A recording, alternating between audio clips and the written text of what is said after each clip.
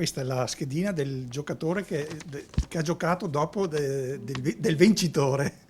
Ecco, questo qui questa mattina si avrebbe mangiato le unghie, per non dire qualcos'altro. La schedina delle 10:23 di sabato mattina, probabilmente alle 10:15, in questa tabaccheria di Via degli Scavi a Montegrotto è entrato il vincitore, un uomo dal volto sconosciuto che potrebbe aver giocato anche soltanto 1,50 euro, ma si è portato a casa 1 milione di euro. La lotteria è quella dell'ambito premio di Pasqua, giochi i tuoi numeri e Sisal elabora un codice. Ce ne sono 30 vincenti in tutta Italia ed uno è uscito proprio da questi terminali.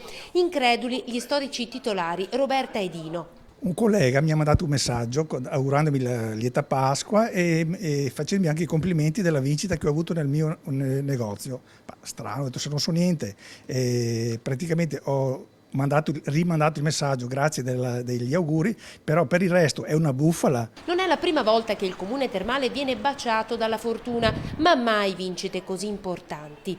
Tantissimi anche i turisti che in queste feste hanno preso d'assalto il comune di Montegrotto. Qualsiasi persona, perché dal più piccolo all'operaio, diciamo il più basso, all'albergatore, il top, tutti quanti abbiamo problemi. Sì. Cosa significa vincere i soldi al giorno d'oggi?